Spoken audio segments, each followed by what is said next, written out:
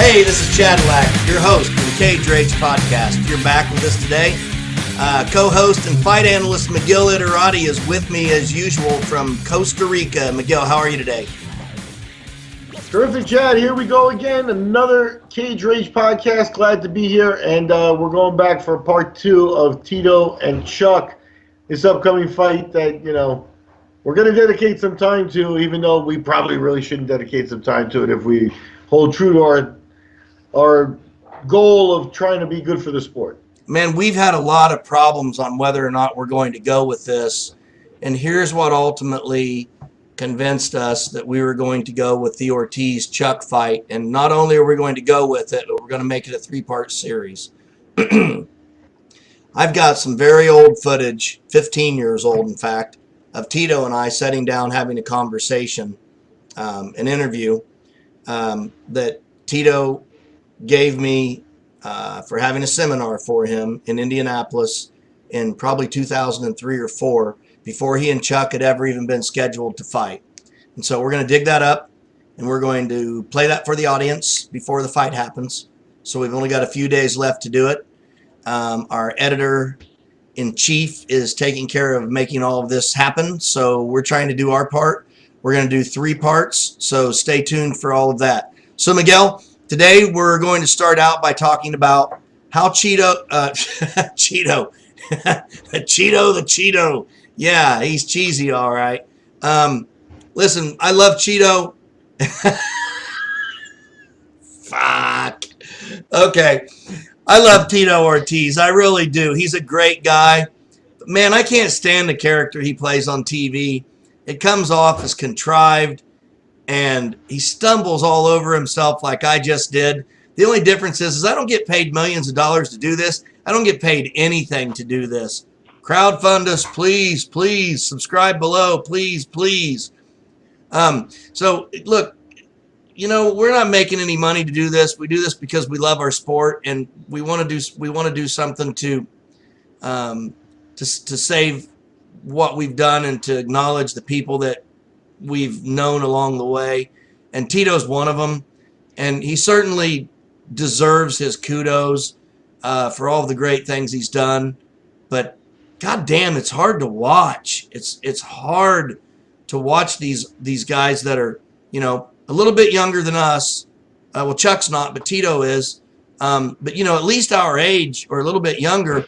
And, they're getting in there with, and they're trying to throw punches. And, you just can't do it at 45, man. It's just not the same thing. So anyways, okay. I'll stop my rambling. Take it away, Miguel. We're going to talk about Tito and Chuck, how they first met. So that requires a little bit of background on Chuck Liddell first. So why don't you fill the audience in on what you know about Chuck and his history from the beginning? And let's start there. This is going to be probably a 50-minute podcast.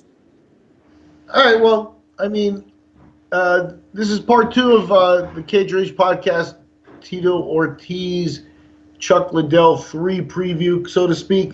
If you want to check podcast 1, we talked a little bit about Tito's first fight in the UFC, how he came up with Tank Abbott's crew, and we talked a little bit about how he became a star going through his comeback after that. We fought for free the first time and all the rumors and stuff. We got a little bit of that in the first podcast. Right now, what we got to do is we got to pick up Chuck Liddell, because Chuck came from a different branch in the UFC's history, but Chuck also predates Zuffa.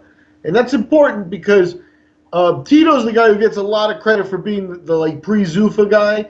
And maybe sometimes when he hasn't gotten or seen eye to eye with Dana White, it's always been like, oh yeah, Tito's old, older, or he wants to be treated like, a Hall of Famer, which he is, and stuff like that. And Chuck was always more like Dana's soldier, you know what I mean? At one point, before Dana was 100% in charge of UFC and everything, I think he's actually listed as Chuck's manager. So, really? Yeah. Dana was originally Chuck's manager. Now, I don't know. I can tell you this. If everybody's being honest, I'm about 99% sure that he took him on and was going to manage him for a certain portion. So, no, Chuck came to the UFC from Phyllis Lee. Phyllis Lee was the person that bought him to the UFC. Really? She had Ron Waterman at the time, and she bought him in, and then she took him to Brazil to fight Pele. So there you have his first 2 fights. First fight in the UFC, fought Noe Hernandez. Noe Hernandez, a guy nobody's ever going to remember. I was at that fight. Noe Hernandez is a tough mother, man. He was probably 185-pounder, maybe 170-pounder if he knew how to cut. And, he was not – this was under 205 pounds, and we know Chuck is a giant, right? Yeah. So Noe was a tough guy. Chuck didn't really make a highlight in that first fight. Chuck really came into being notorious because after the Noe Hernandez fight, he pops up fighting in the IVC in Brazil. Yep. And as we talked about in another podcast from before, that, the IVC, it was definitely a show that people took notice. And it's like, and in my opinion, a lot of Americans are not ready for the IVC. Like if you were training, wrestling and something, and using wrestling as a basis, along with street fighting, like Mark Coleman, for example, to go down and where somebody's gonna be able to headbutt you. I mean, Coleman was more prepared for headbutts than others, but you know what I mean? It's Absolutely. Like the IVC was definitely something where Chuck was like, oh, he's fighting Pele. Now, he was the giant against Pele, too. He was much bigger than Pele. He won that fight 30 minutes of just, pure IVC, no gloves, no nothing. And Chuck won that. That gets you a lot of respect. And how did he finish that? It did a 30-minute decision. Oh, decision, okay. Yeah, but, in a hotel room where the roof was probably, it's not Madison Square Garden, you know what I mean? It was not a hotel room. It was a hotel conference area, but it was still in a hotel in smaller venue, you know what I mean? So, Mike Van Arsdale fought on that card. It was just, IVC, this was, something, a picture in time. It's just a wonderful thing. And Chuck really cut his teeth on there because Pele was, and I know Pele personally, Pele was a potential superstar. He never became one, but he had the charisma, he had the style, but he was just a little bit crazy. And, I don't think anybody ever really could manage him. And, that's one of those things where he goes by the wayside. At the end of the day, then he fought, until he was late. He missed out on most of his prime, so to speak. But, like, for example, to me, one of the greatest MMA fights you're ever going to see, especially for the time period, go look up in Pride him fighting Carlos Newton. Carlos Newton against Pele Landi. Yeah, that's an amazing fight. Just an unbelievable fight. And at the end of it, if you're paying attention, it looks like Pele lands a knee and just floors Newton. And Pele backs off, which he always did in fights. He doesn't realize it, that he's got Newton dead. And Newton gets up, and in the mix-up afterwards, Newton armbars him and finishes it. And it's a beautiful Pride finish because the camera comes in from above, and Newton just pulls back on the arm, and he's screaming. And it's just a landmark fight to me. So Pele's a legend, and Liddell beats Pele. The old Newton. Yeah. And once he comes back to UFC, he loses to Horn. He gets choked out at the end of the round one. I actually Liddell does, not Pele. Yeah, no. Now we're shooting ahead to his fight with Horn. He fought his third fight was back to the UFC after beating Noe Hernandez. He fought Jeremy Horn. Horn had just fought Frank Shamrock, so they put the two of them together, and Horn won with a submission. And that was Horn. That was Horn's introduction into the UFC, right? No, Horn fought Frank Shamrock his first UFC fight. That's what I'm saying. His introduction into the UFC was Frank Shamrock, because Frank Shamrock came out of the ring and went, whoo, like he couldn't believe how good Horn was. He thought he was going to walk through him, and he wound up going, oh, shit. Horn dominated the fight, but Horn really, I look at that fight as something where Horn won the American Underground a lot of respect in that fight, just Absolutely. because Frank came from elsewhere, the Japanese scene.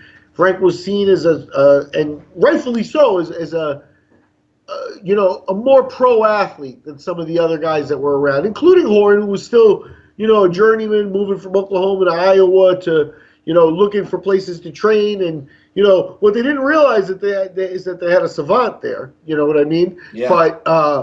But yeah, they threw him in with Frank, and he showed that there was something going on, in the underground. And Frank submitted him with a lucky knee bar as he had his back. So the UFC decides to bring Horn back. They don't do him any favors by putting him in with Chuck. Again, a big, rangy guy just coming back from Brazil. But at that point, Horn had 50 fights under his belt. Chuck had 3. So Horn went into that fight, and he did exactly what you would expect a veteran to do, is he outlasted him and got him in a position and just didn't let him out. So there you have Chuck goes 1-1 to start off in the UFC, and he didn't have a path to start him until Zuffa came along. And then, the camps came along. At that point, he's working in California. Tito's working in California. They're actually drawn together under Dana White, where Dana, like I said, managed Chuck. There was the idea that he might be managing both of them before he was the person who runs Zuffa. Before Zuffa came aboard. But then Zuffa bought them. He became president. That's sort of a conflict of interest. But obviously he retained very, very close ties with Chuck. And Chuck was always the guy that was seen as Dana's guy, whereas Tito always kind of marched to a beat of his own drum, where he's been ostracized from the UFC before. So let me interrupt. Do you believe that's where the animosity between Dana and Tito started? Was that that Chuck kind of became Dana's soldier and his marching boy, and Chuck had. Or Dana had Chuck to kind of sort of come in and say, I'll have Chuck kick your fucking ass, and that'll be the end of it, and you won't have a belt anymore. Because Chuck was kind of Dana's boy at that point. Do you think that was a situation there, or? Look, I wasn't there, but you can extrapolate a lot of things, and I'll say it this way. Right now, we're looking back at that 10, 15 years later, and if you look back at the entire history of MMA. And if you ask me, and I've been there since the very beginning watching, if you ask me where we are today in the sport, who the single most important person to ever pop up in the sport was, that person is Dana White. Okay? Whether you want to agree with me or not, you want to think that Miguel might be wrong or whatever. I have every reason to not give Dana that spot. Just from personal reasons, if I wanted to, I could do the job better, blah, blah, blah. Bullshit. The guy is a fucking, we're on TV, on Fox and everything, because that guy is a fucking giant when it comes to office and managing and the whole thing. So he's, without a doubt, the single most important person in the sport. He never stops. He never rests. He never gets tired of it. He loves it. He never burns out. Yeah, right. So I say that out of begrudging respect, because Definitely. He did things that nobody else could do, and I in that spot did something, and we didn't lift anything at that level. So my hat's off to the guy, and I say that with respect. So now Absolutely. You look back at it. Now, in order to be Dana White and be that force, you got to have an ego, right? And now we all know he has an ego, and everybody has to say he's the UFC president. Yeah, he curses the way the NFL commissioner doesn't curse to the media. He's got his own style, but that's Dana. We felt his ego. We felt it. But these are the early days. This is Chuck and Tito is the egos, and now all of a sudden they're like, they're in a pissing contest, and they may not even have realized that the guy pulling the strings here is going to make wants to feel the exercise and everything going exactly the way he wants. He's now in charge. So this I think is very important, because here the line is drawn where maybe Chuck got it right away, and Chuck said, Dana's a force. I'm just going to do what this guy says. And to a certain extent, I think that's powerful. And then Tito is a little bit of a guy that, is was already considering TitoOrtiz.com kind of things. If you didn't already have a punishment gear. Already got the T-shirt company. He's already moving forward.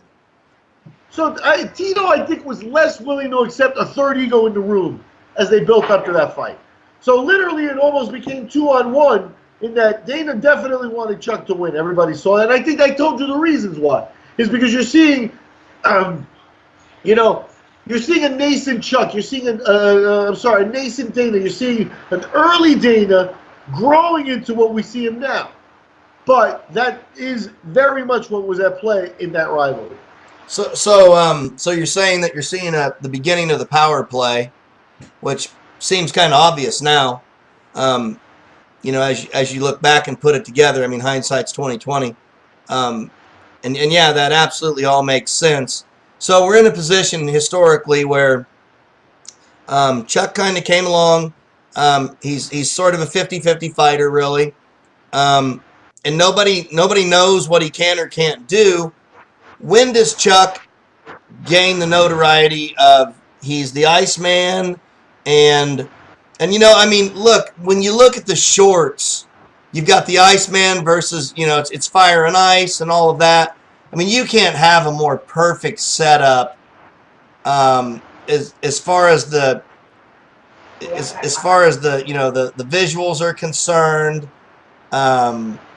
It just all sort of fits together perfectly.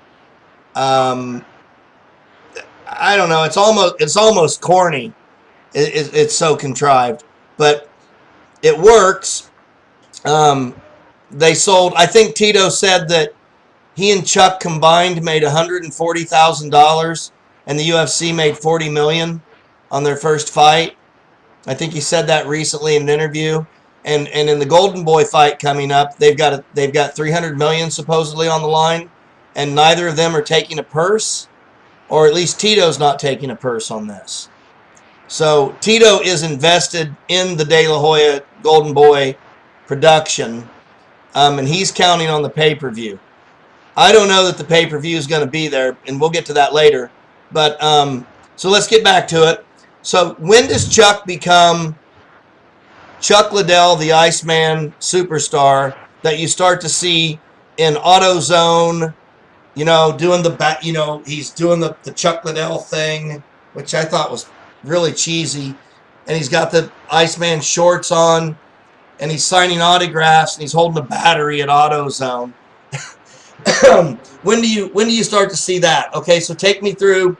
He starts to be a winner and a champion before we run into Tito versus Chuck in the tough contest. Well, I mean, with Chuck, as we said, in the second UFC fight, he lost to Jeremy Horn, and then what happened is he went on a long winning streak after that, including most of those fights happening in the UFC. He came back to fight wrestler Paul Jones, an older wrestler, very fit, but out of Texas, actually a hook and shoot veteran as well. He beat Paul. He was, again, very sizable for the 205-pound weight class. Paul a little stockier and stuff. And, Chuck was beginning to, come into his own here. So he beat Paul Jones. He goes on, he beats Jeff Munson in the UFC. He beats Kevin impressive. Randleman. And Randleman is a former champion at this point. So Randleman also counts as an impressive win. This is all under Bob Meyerwitz's UFC, right? And let's point out that this is pre USADA, pre drug screening, pre any of that. So, and Chuck doesn't appear to have ever used any type of performance enhancing drugs for whatever that's worth. So, and at least two of the guys you just mentioned there, clearly. Well, Kevin, rest in peace, my friend. You know what I mean? But Kevin was, I think, the first noticeable victory for Chuck Liddell in terms of it's a former champion stuff. And immediately after that, he beats Guy Mesger in Pride. So that's when he went over to Pride and went over there. And that was, considered a big exchange at the time. Yeah, he comes back, huge. He beats Bustamante, Suluev, and then in his first Zuffa fight, beats Vitor Belfort. And that was enormous. Because most people picked Belfort on that. So yeah, with Belfort, Belfort, there was always that prodigy kind of image around him, So, but I think the most important thing is you got to remember is this was the first Zuffa fight, right? So, he's headlining. They're already bringing him in. Dana's in charge. Dana was going to manage him at this point. That fell through. but he's putting his guy in good spots, and the guy's performing. I mean, to beat Vitor Belfort, he beats Vitor Belfort. He went on to beat Babalu next, and then gets a shot at the champion and falls up short against Couture. Then fights Alistair Overeem in Pride and wins.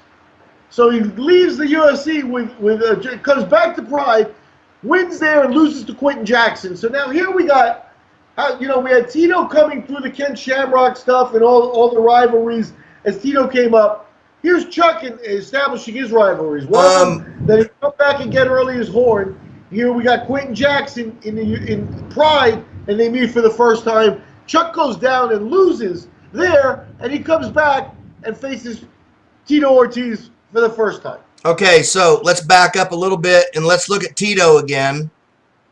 And let's take off from where Tito, I think the last time when we were talking about Tito, we stopped at, kind of like Tito had just started the war with the Lion's Den, and we kind of stopped there with his early fights. So Tito gets into it with the Lion's Den, fights Frank Shamrock, and Frank gives him a lesson. And Frank literally kind of holds on for a couple of rounds and then finishes Tito with side fists as Tito's hanging onto his leg. And the referee just kind of stops it because he's just punishing Tito. Subsequently, I went to New Orleans for the next UFC, whatever that one was. Can't even remember. UFC 23. Okay, yeah. And in New Orleans, standing at what used to be the Hurricane before the Hurricane, that little shop called the Hurricane where you would get those drinks, one of them would just about kill you. Stands Frank Shamrock and Tito Ortiz standing there drinking together. And I went, hey. And they go, yeah, I'm Frank Shamrock. Yeah, I'm Tito Ortiz. Yeah, we're friends. And so I stood there and talked to him for a while. I just finished my first official real fight, or kind of like a recorded fight that would be considered a real pro fight. And so I was in awe of these guys, and I couldn't believe that they were real human beings, and they were talking to me, and they were really cool. And out on the road, for whatever it's worth, I hear this guy screaming, and it's Pat Miletich. And he's screaming, you fucking pussies, I'll kick all your fucking asses. Come back here, you fucking pussies, I'll kill all of you. And it was, I didn't know at the time because I didn't watch the stuff. I still don't. But it was WWE stars Triple H and two others. I don't know who the others two were, but they were apparently like a tag team. So whoever that would have been at that time, Triple H and two of his partners were together, and they had a WWE that weekend the same time the UFC was in town. And Pat had gotten drunk and got pissed off. And Pat comes over and starts talking to us. He's like, hey, what are you guys doing? And I said, are you fighting tomorrow? And he goes, fuck no, man. Would I be out here drinking this if I was fighting tomorrow? And he kind of laughed and he goes, maybe I would. Yeah. So anyways, that's the first time I met. That's the first time I met Frank and Tito and Pat. And we had a really amazing time. But, the fact is they became friends, and Frank and Tito started training together. And I kind of said, I thought there was sort of a beef between you and the Lion's Den. And that was the first time I realized that Frank sort of had a beef with Ken, and that they really weren't brothers, even though they sort of look alike, that they were adopted brothers, that they kind of grew up on this ranch where this guy adopted a lot of people and took them in as foster kids, and that there was a whole fighting thing going on there. So from that period, take us through what happens with Tito that leads up to him getting ready for the clash. All right, so as you pointed out, Tito did have an epic build-up fight for Frank Shamrock, and Frank did pull the fight out and win it in the fourth round. Tito tired out. I was at that fight, and I had access to both camps before that fight, and it's a very memorable fight to me as well. And I think it shows how professionalism really meant means something in this sport, you know, as long as you're able to up the level. Because at that point, as you mentioned, Frank had left the Lions then. And what he had done was he had built something, if I remember correctly, it was called the Alliance. But I forget what name they used like for marketing in the early days, but it was basically the union between him and Maurice Smith. Yes. You know, yes. So the two of them, you know, became, you know, cornermen for each other. And basically Maurice was about ready to head into the UFC and, you know, do his thing in the UFC, in MMA, where, you know, a historic heavyweight kickboxer comes over. And he was preparing with Frank. So that was the initial him leaving the Lions then to go do that. Yeah, and that led to a little bit of the rivalry within Frank and stuff like that. But what happened immediately after the Shamrock Ortiz fight, and I'm talking about Frank Shamrock, was that Frank left. Frank, you know, was not back in the UFC, if I'm not mistaken, but he left. So even though he lost, Tito was kind of the incumbent UFC star after that fight. Right. You know, then what does he do? He goes to Japan, he beats Wanderlei Silva. Now, Wanderlei, at that point, the axe murderer and stuff, coming over to the UFC, I mean, it's a great fight with the meme of Tito running away in the middle of the fight and stuff like that. But, you know, this is UFC. He beats Wanderlei. He fights Yuki Kondo. He beats Evan Tanner. He's on wait a minute. Can you back up and go through that for a second? So after Frank Shamrock, Tito is the star for the UFC, and he's fighting consistently 3 times a year. So he fights Wanderlei Silva, Yuki Kondo, Evan Tanner, Elvis Sinisic from down under, Elvis. He beats Vlad Matyushenko, and then fights Ken Shamrock. And then at that point, you know, with Tito working his way through the roster at that point and looking good against good competition for the time, you know, those are good fighters. You know, Shamrock was bought back kind of, you know, after a lot of work. I can't imagine cutting the deal for Ken to come back because Ken was a high maintenance guy, you know. And Ken was a lot older. Ken's body had seen way too much wear and tear by then. So you didn't know what you were going to get, but you needed to come back and you needed to sell the fight. And you did, you know, again, going back to his fight. And had Ken and Tito done tough that first time, or had they set that up for the second time? No, I think they did it in the build-up to that first show. So okay, that's what I thought. I think that's what went on there. So anyway, so here they're vested in Ken. So you got Chuck with Quentin Jackson with Jeremy Horn. You got Tito with Ken Shamrock and the Lions. Then they were all established fighters by the time. Actually, they're working together maybe with under Zuffa. And then the idea hits, you know, probably from Dana. What if Chuck? Can you beat him? That's what I think probably happened. And it reads to me this way. I've noticed. Well, they had trained together, so Chuck knew he could beat him. Well, that's the thing. That doesn't. It's not always the case, but I think that when people do train together, there are occasions where something could happen where one guy knows the other guy's got a hold or something that they worked or something. You know, there's a reason for confidence, and as you pointed out in the interview, you feel that Tito's kind of putting up a false confidence. Absolutely. Right? So if you look back at it, you know, Chuck had done something. You know, and maybe it's as simple as if you look at it, Yuki Kondo, you know, Elvis Sinisic, everybody there, Tito got to be on top and be a wrestler against all those guys. And here's where the false confidence comes from. Tito was able to dominate from top on all of those guys. And Tito couldn't take Chuck down. That was the problem. Chuck knew how to get against the fence and stop the takedown from the fence, because he got against the fence and he put his ass against the fence and he worked the underhook. And as long as he could do that, and back then people didn't know how to use the fence to stop the takedown. The fence was how you got the takedown. And Chuck had mastered not being taken down by being against the fence. And Tito couldn't deal with being on the bottom. That sort of pressure scared him. And once he knew the fist started to fly, he knew he was better than Tito. Tito may look technical as a boxer and stuff, but he doesn't seem to hit with a lot of power in fights. No. Chuck knows he's power. So it gave him a nice advantage. I think Dana, you know, had it, you know. It's the same thing as the Conor McGregor Khabib comparison. Conor I didn't say Dana McGregor was the looks smartest guy great in the world. until he's on his back. And then all of a sudden, Exactly.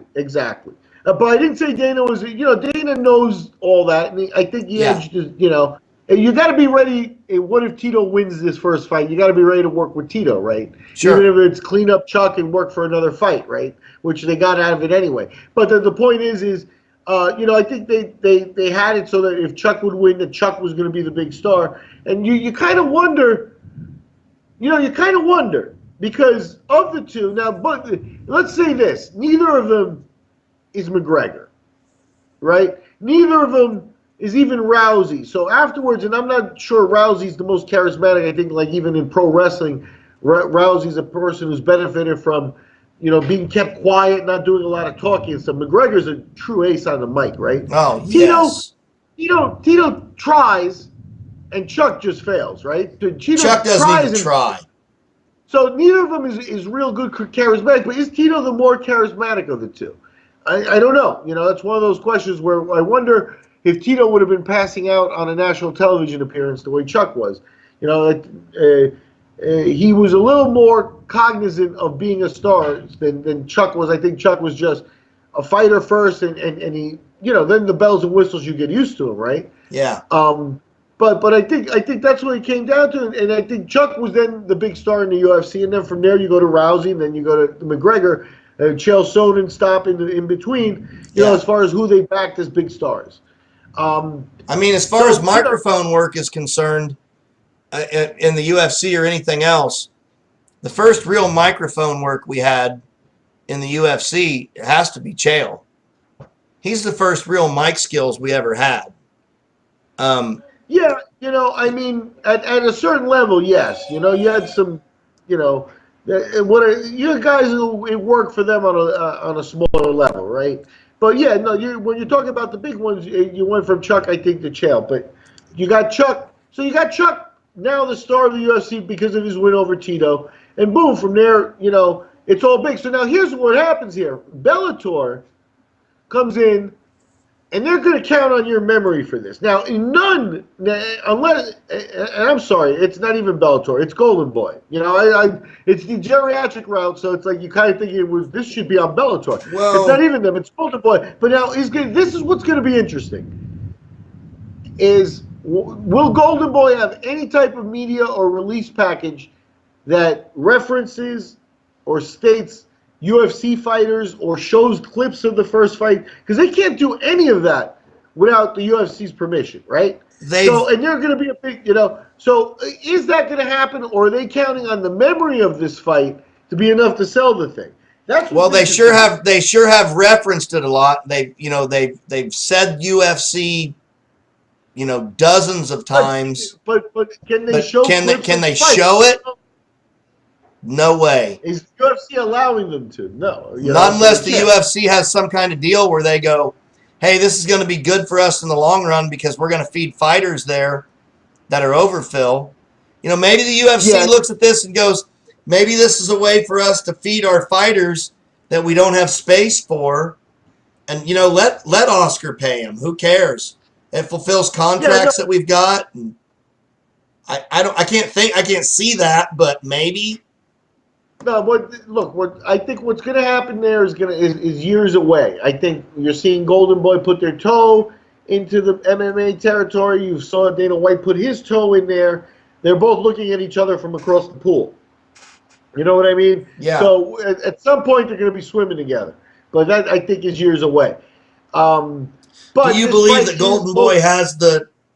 Do you believe they have do they have the legs to financially stay in this when they're throwing around numbers like 300 million on a fight for two 48-year-old men? Yeah, no, I think Golden Boy's is Oscar De La Hoya's money. On top of that, with all the promotions and stuff, they now own a lot of fighters. The Canelo is owned by Golden Boy, so I think you're talking about a class boxing entity in terms of deals on TV. And things like that. And I think that they're delving into MMA, and they're taking a little bit of ignorant route, and I think in going through the geriatric treatment and just paying for star power from a decade ago, because that's really what they're doing here. They're counting on the memory of the fight and the set of fights to make it interesting. And I think the bottom line to me is after seeing them fight twice, it was pretty established that Chuck was a superior fighter when they were much closer to their primes, right? So why do it a third time, especially now with Chuck having been retired for so long. And Chuck, at the end of the day, went out 5 of 6 losses, 4 of them by knockouts that by any measure should have been the last knockout of his career. So was it, I don't know, where Golden Boy taps into like their MMA knowledge or their MMA, where they get into the pulse of MMA and what's going on and stuff. But I don't know that there was a huge call like, oh my God, we missed out on Chuck Tito 3. You know what I mean? I didn't hear that. Yeah. So here's what we're looking at. Chuck and Tito are now sort of friends. At some point here pretty soon, Chuck moves into Tito's apartment with him, and they're training together. And at some point in that training process, Chuck gets the better of Tito pretty much all the time that they train together. And Tito can't take Chuck down, and Chuck sees Tito's weakness is his cardio. When he doesn't get the takedown, his cardio fails him because he gasses and isn't able to hold up to strikes, which is Chuck's thing. So that's where we're at right now. And then we're going to start off the next podcast about Chuck and Tito, which will come later this week, with talking about where they're at with Tough, and then their first meeting, and then we'll go into their second meeting, and then we'll end with talking about the brain injury stuff and the Legends thing.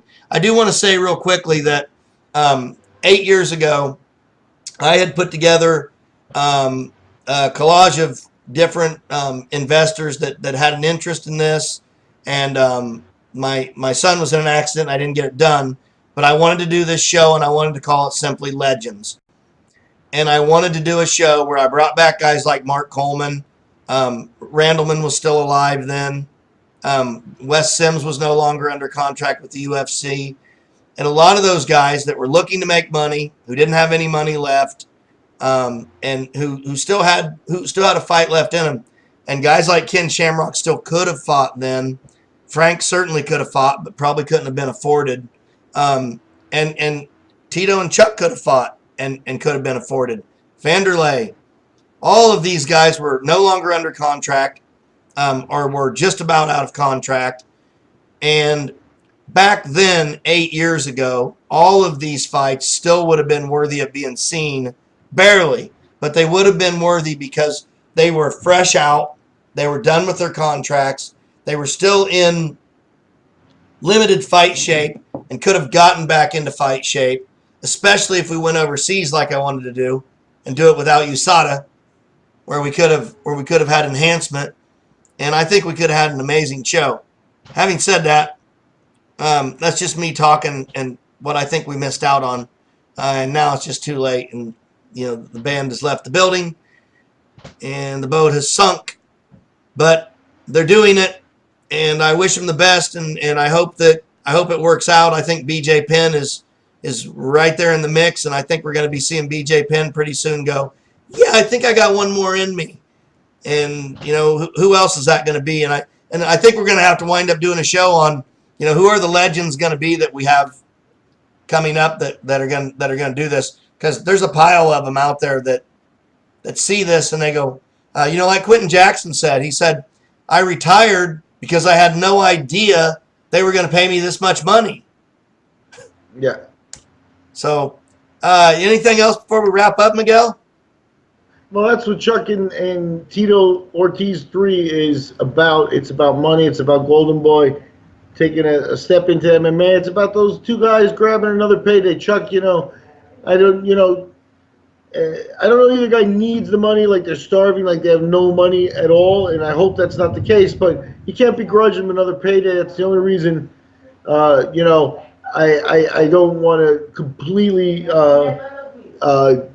shit all over the whole thing, basically.